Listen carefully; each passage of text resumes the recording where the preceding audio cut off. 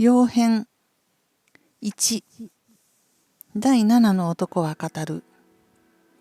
明治37年8月29日の夕方である。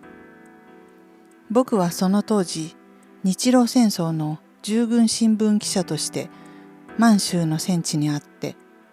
この日は午後3時頃に洋華店という小さい村に行き着いた。前方は遼陽攻撃戦の最中で、主山砲の高地はまだ陥らない。鉄砲の音は絶え間なしに響いている。僕たちは毎晩続いて野宿同様の苦をしのいできたので、今夜は人家を訪ねて休息することにして、2、3人あるいは4、5人ずつ別れ別れになって今夜の宿りを探して歩いた。洋華店は文字通りに柳の多い村である。その柳の間をくぐり抜けて、僕たち4人の一組は石の古い戸を前にした相当に大きい家を見つけた。井戸のほとりには18区ぐらいの若い男がバケツに綱をつけたのを繰り下げて、担い桶に水を汲み込んでいる。お前はこの家のものかと僕たちがおぼつかない品語で聞くと、彼は恐れるようにかぶりを振った。ここのうちの姓は何というかと重ねて聞くと、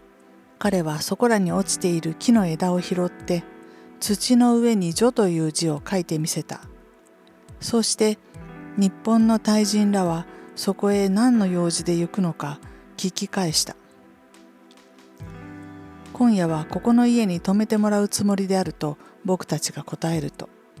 彼は再び頭を振り手を振ってそれはいけないというらしいのである。しかし僕たちは品語によく通じていない上に、相手は満州なまりが強いと来ているので、その言うことがはっきりとわからない。彼は何か我々を脅すような表情や手真似をして、そこへ泊まるのはよせというらしいのであるが、その意味がどうしても十分に飲み込めないので、僕たちもじれ出した。まあいい。何でも構わないから中へ入って交渉してみよう。気の早い3人は先に立って門内に入り込んだ。僕も続いて入ろうとすると、かの男は僕の腰につけている雑能をつかんで、何か口早に同じようなことを繰り返すのである。僕は無言でその手を振り払って去った。門は開いたが、うちには人のいるらしい様子も見えない。4人は声を揃えて呼んだが、誰も答えるものはなかった。空き家かしら。4人は顔を見合わせて、さらにあたりを見回すと、門を入った右側に小さい一棟の建物がある。正面の奥にも立ち木の間に母屋らしい大きい建物が見える。ともかくも近いところにある小さい建物の扉を押してみると、これもすぐに開いたが、うちには人の影もなかった。僕たちはもう疲れ切っているので、何しろここで休もうということになって、破れたアンペラを敷いてある床の上に腰をかけた。腹は空いているが食い物はない。せめては水でも飲もうと、4人は肩にかけている水筒を取って飲み始めたが、昼飯の時の飲み残りぐらいでは足りないので、僕は門前の井戸へ汲みに出ると、かの男はまだそこの柳の下に立っていた。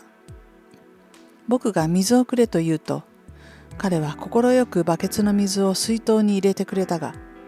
やはり何か口早にささやくのである。それが僕にはどうしても飲み込めないので、彼もじれてきたらしく、再び木の枝を取って、家、あり、ようと土に書いた。それで僕にも大抵は想像がついた。僕は鬼という字を土に書いてみせると、それは知らない。しかしあの家には陽があると彼は答えた。この場合、鬼と陽とはどう違うのかわからなかったが、この家は何か一種の化け物屋敷とでもいうものであるらしいことだけはまず分かった。要するにあの家には用があるから、うかつに入り込むのはよせというのである。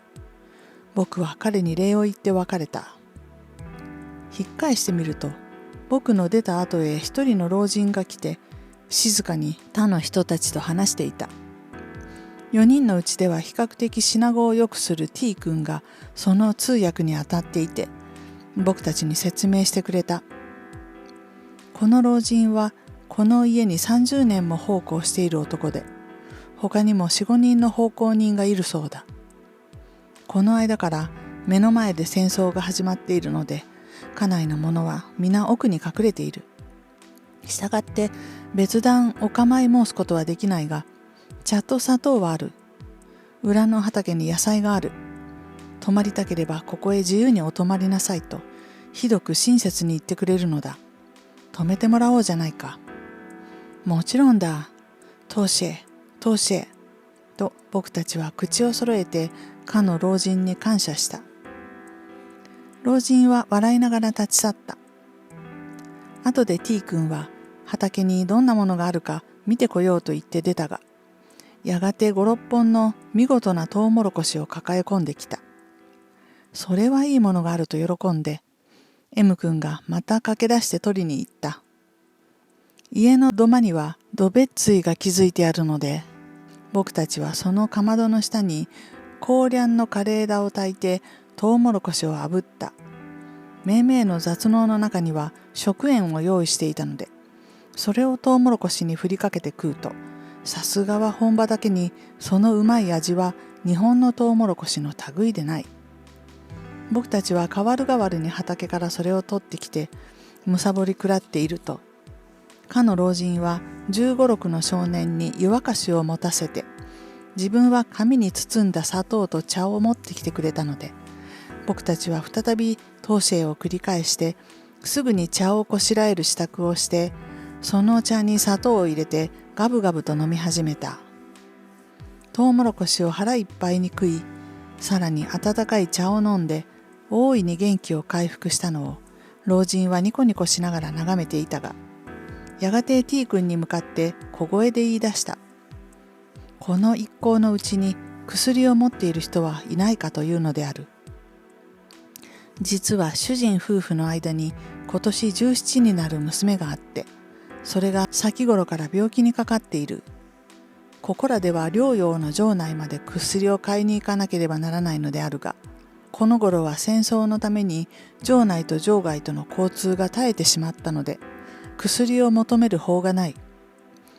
日本の大人らのうちにもし薬を持っている人があるならば、どうかお恵みに預かりたいと彼は懇願するように言った。彼が我々に好意を見せたのはそういう下心があったためであることが分かってみると、我々の感謝も幾分か割引をしなければならないことになるが、その事情を聞けば全く気の毒でもある。由来ここらの人は日本人を皆医者か薬屋とでも心得ているのか、僕たちの顔を見ると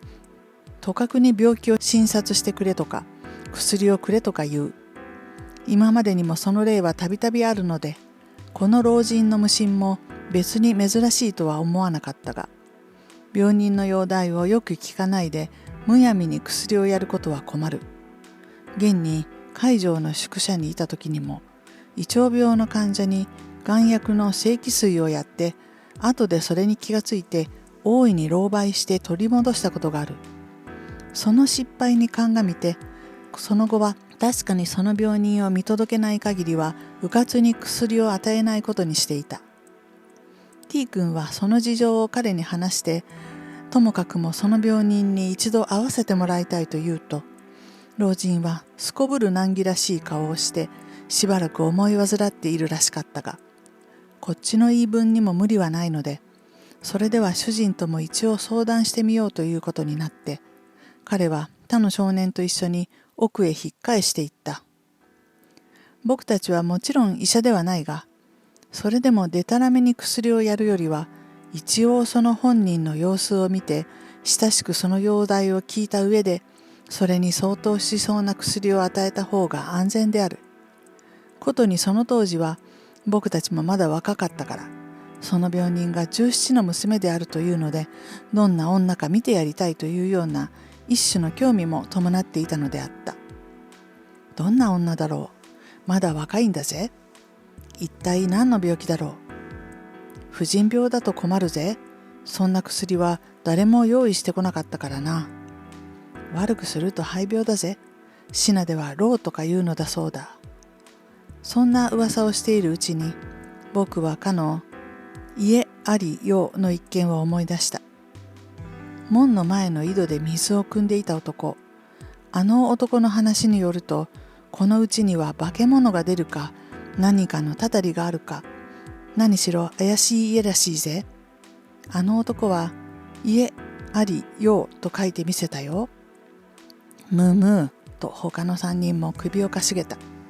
それじゃあその娘というのも何かに取りつかれてでもいるのかもしれないな、と T 君は言った。そうなると我々の薬じゃあ領事は届かないぞ、と M 君は笑い出した。僕たちも一緒に笑った。普段ならばともかくも、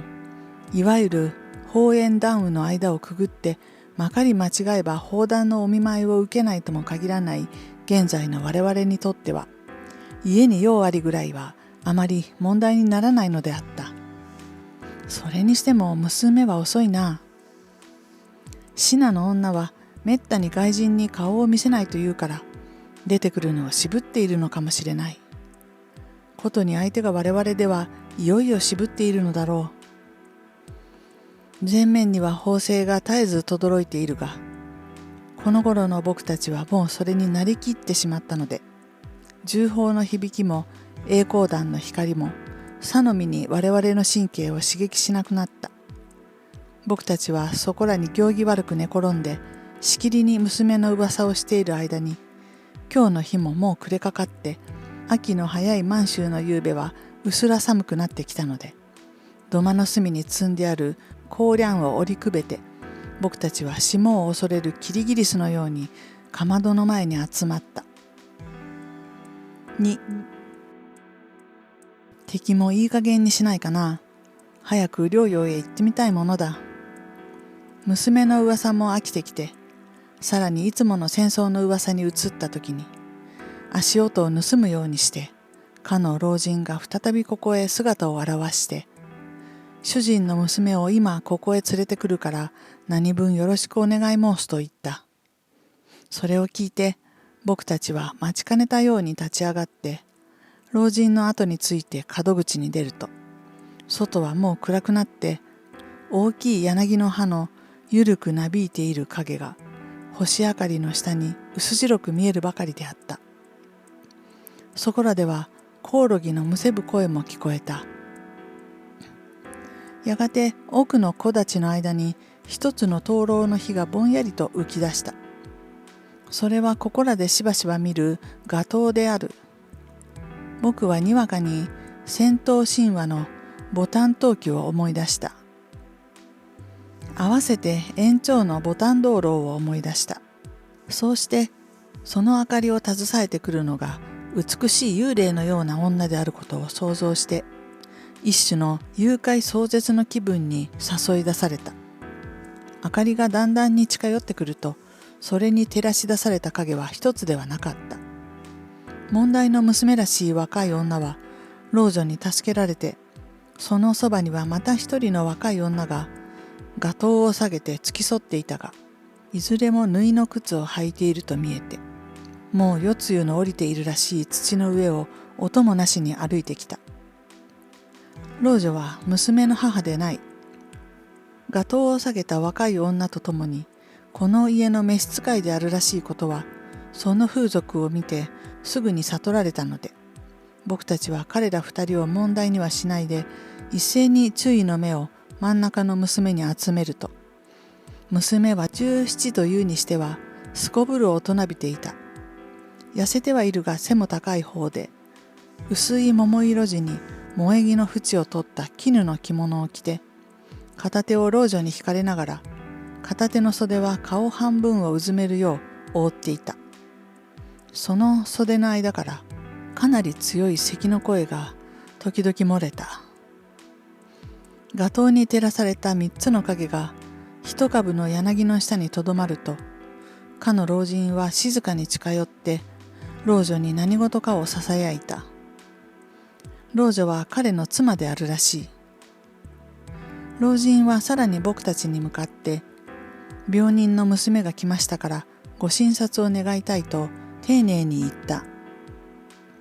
さあこうなると4人のうちで誰が進んで病人を診察するかと、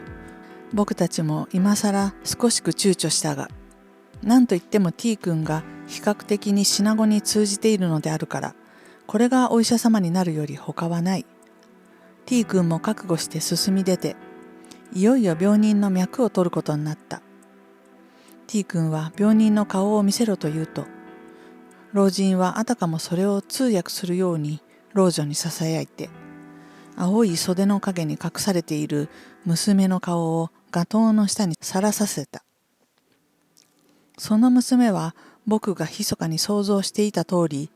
色の青白い全く幽霊のような美しい女であった。戦闘神話の女鬼。それが再び僕の頭にひらめいた。T 君は娘の顔を眺め、脈を取り、さらに体温計でその熱度を測った。その間にも娘は時々に血を吐きそうな強い咳をして、老女に介抱されていた。T 君は僕たちを見返って小声で言った。君、どうしても肺病だね。と僕たちは一度にうなずいた。彼が呼吸器病の患者であることは、我々の素人目にもほとんど疑うの余地がなかった。熱は8度7分ぐらいある。と T 君はさらに説明した。軍医部が近いところにあれば、その容体を言って薬をもらってきてやるのだが、今はどうすることもできない。まあ気休めに解熱剤でも与えておこうか。まあそんなことだな。と僕も言った。T 君は雑能から解熱剤の白い粉薬を出して、その用法を説明して与えると、老人は地にひざまずいて押しいただいた。それを見ていて僕はひどく気の毒になった。満州の土人は薬をめったに飲んだことがないので、日本人に比べると非常に薬の効き目がある。現にホウを飲んで肺炎が治ったなどという話も聞いた。しかしこの娘の病気、ことにこの年頃でこの病気、それが普通の解熱剤ぐらいで救われようとは、とても想像の許さないところである。一時の気休めに過ぎない解熱剤の2日分や3日分をもらって、素人医者の前にひざまずいて拝謝する老人。彼はおそらくこの家の中牧であろう。その姿を見るに耐えないような痛ましい心持ちになって、僕は思わず顔を背けた。夜風に長く吹かれない方がいい。T 君から注意されて、娘たちはうやうやしく黙礼して引っ返していった。女3人は初めから一度も口を聞かなかったが、街灯の影が遠くかすかに消えていく間に、娘の咳の声ばかりは時々に響いた。それを見送って老人も僕たちに敬礼して立ち去った。かわいそうだな。あの娘も長くは生きられないぜ。今まではどんな娘だろうなどと一種の興味を持って待ち受けていたのであるか。さてその本人の痛ましい姿を見せられると、僕たちももう笑ってはいられなくなった。4人は顔を見合わせて一度にため息をついた。かまどの下の香料も大抵燃え尽くしてしまったので、再びそれを折りくべていると、門の外で何か笑う声が聞こえて、ここへ入ってくる足音が響いたので、誰が来たのかと表を覗いてみると、一人の男が戸の外に立っていた。従軍記者諸君はおいでですか？はあ、と僕は答えた。私です。それが通訳の S 君であることを知って、僕たちは愛想よく迎えた。S さんですか。どうぞお入りください。S 君は会釈してかまどの前に来た。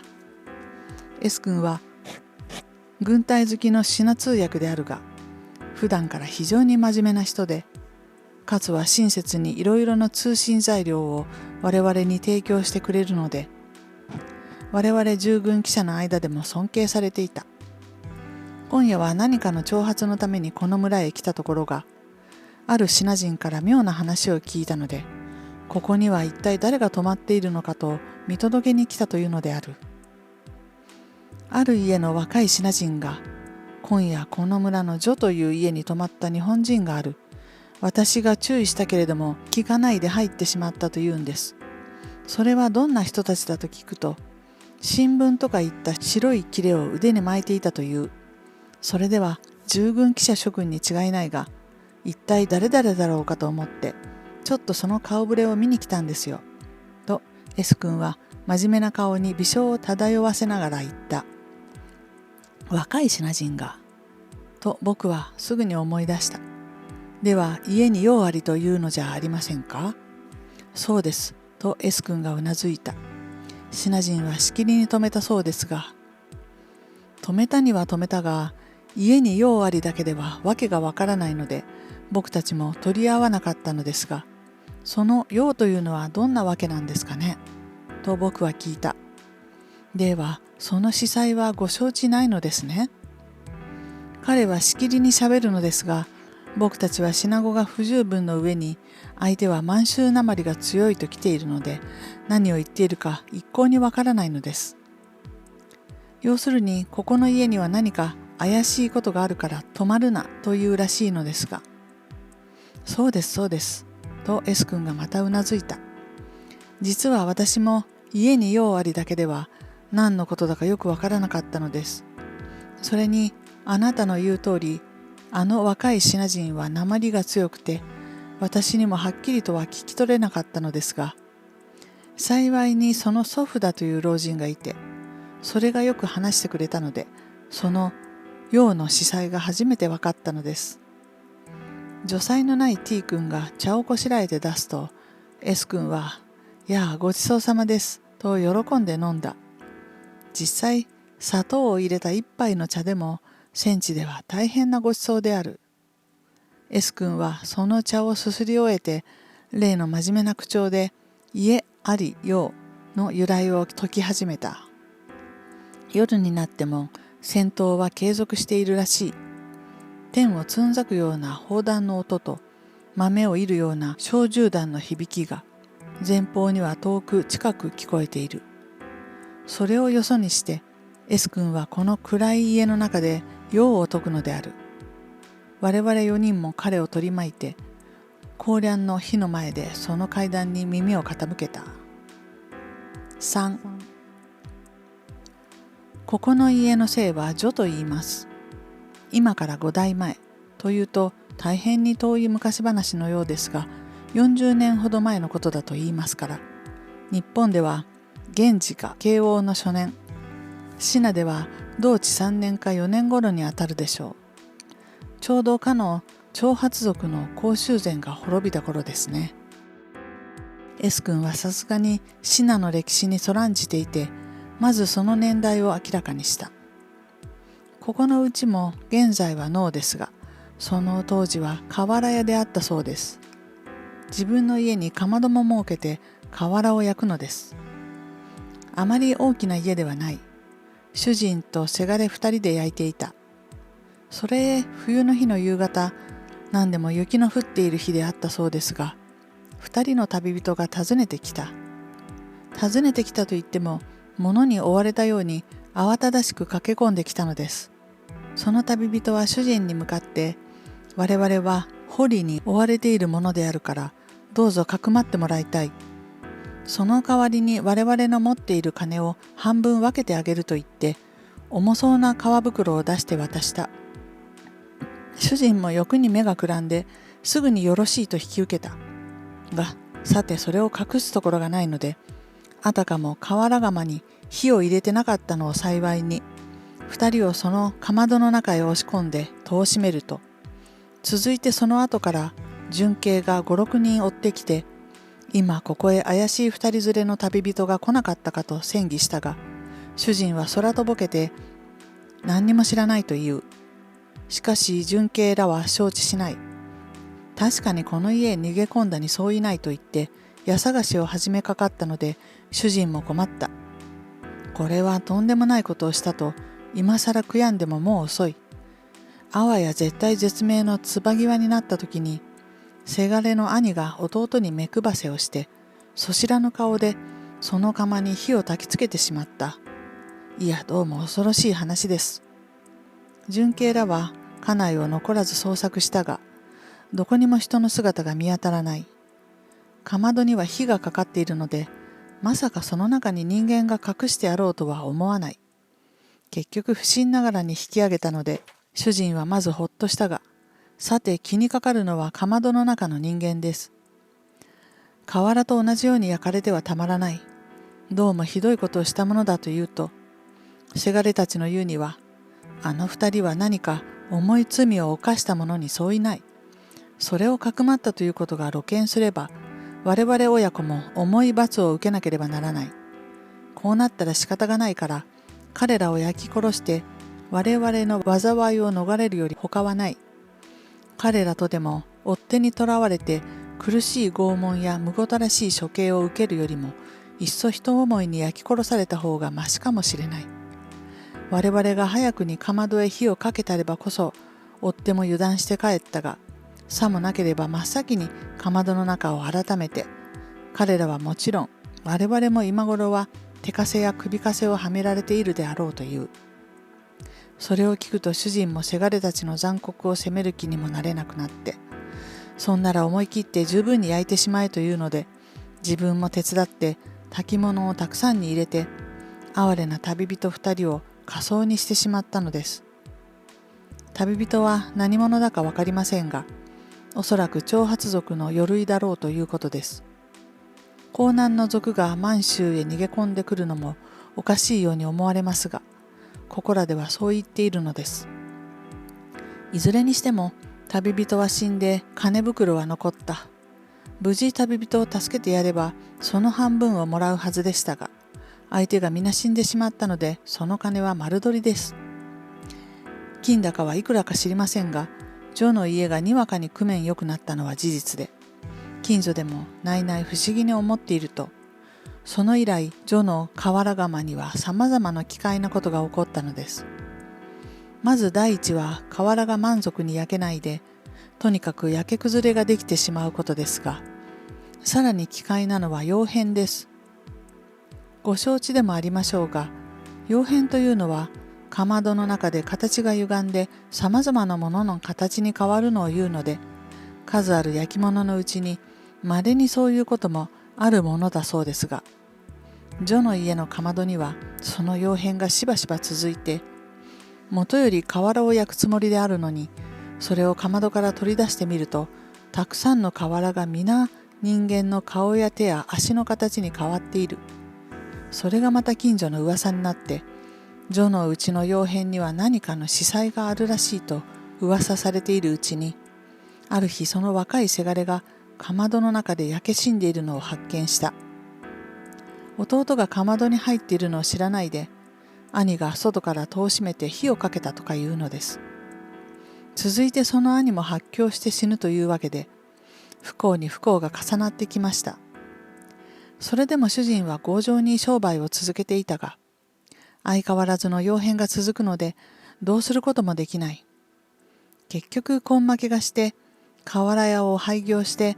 土地や畑を買って農業を営むことになったが、その後は別に異変もなく、むしろ心象は大きくなる方で、それから10年余りの後に主人は死んだ。その死に際にいろいろなことを口走ったので、瓦窯の秘密が初めて世間に漏れたというのですが、何分にも10年余の昔のことでもあり、確かな証拠もないことですから、それは単に重病人の上事というだけで済んでしまったそうです。しかしかの窯変といい、兄弟の死に方といい、それは事実に相違ないと近所の者は今でも信じているのです。兄弟のせがれは父よりも早く死んだので、ジョの家では女の子をもらってそれに婿を取ったのですが、それも主人が死んでから2、3年の後には夫婦ともに死ぬ。続いて養子、続いて養女。それが皆7、8年とは続かないでバタバタと倒れてしまって、わずかな間に今の主人が6代目というわけだそうです。今の主人もやはり養子で、年も若いので、30年奉公している王という男が万事の世話をしている。これはなかなかの忠義者で、家に用あることを知りながら引き続く不幸の中に立って女の一家を忠実に守護しているのだそうです。そういう次第で近所でも王の忠義には同情しているが、家に用ありとして女の一家をひどく恐れ嫌っている。諸君は何にも知らないでうかうかその門をくぐろうとするのを見て、かの若い品人は親切に注意したが、言葉がよく通じないので諸君は顧みずして去ったと言って、後でまだ不安に思っているようでした。はは、そういうわけですか。実はもうそのように会いましたよ。と T 君は真面目で言った。ように会った？どんなことがあったんです？と S 君も真面目で聞き返した。いや、冗談ですよ。と僕は気の毒になって打ち消した。何？ここの家の娘の病気を見てくれと頼まれて T 君が例の美人療法をやったんですよ。はあ、そうでしたか。と S 君も微笑した。娘というのはおそらく嫁でしょう。私はその娘のことを聞きました。女の家は呪われているというので、近いところからは誰も嫁に来るものがない。中国の王が山東省まで出かけて行って、美人の娘を探してきたと言っても、実は高い金を出して買ってきたのでしょう。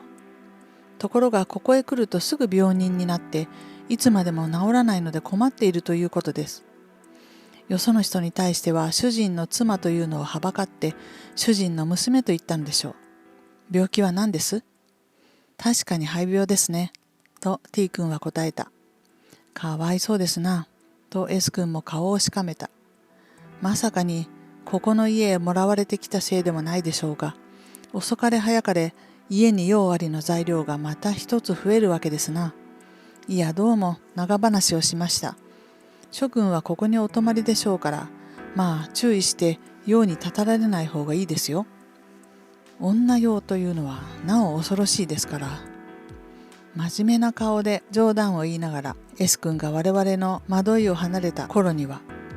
コーリャンの薪ももう大方は灰となって、弱い火が寂しくチロチロと燃えていた。僕たち4人も門前まで送って出ると、空には銀のような星が一面に光って、そこらにはコオロギの声が乱れて聞こえた。今夜はもう霜が降りたのかと思われるほどに、重い夜露が暗い中に薄白く見えた。寒い寒い、もう一度コーリャンを焚こう。S 君を見送ると、僕たちは早々に家へ入った。明くる朝ここを出るときに、かの老人は再び湯と茶と砂糖とを持ってきてくれた。彼は愛想よく我々に挨拶していたが、気のせいかその顔には暗い影が宿っていた。夕べの薬を飲ませたら、病人も今朝は非常に気分がいいと言って、彼は繰り返して礼を言っていた。前方の銃声が今朝はとりわけて激しく聞こえるので、僕たちもそれに促されるように急いで身支度をした。S 君の夕べの話を再び考える暇もなしに、僕たちは所属師団司令部の所在地へかけていった。老人は門前まで送ってきて、慌ただしく出ていく我々に対していちいち会釈していた。我々が療養の場外に行き着いたのはそれから3日の後である。その後、僕は女の家を訪問する機会がなかったが、かの老人はどうしたか、辞める娘はどうしたか、用ある家はついに滅びたか、あるいは依然として栄えているのか、今時々に思い出さずにはいられない。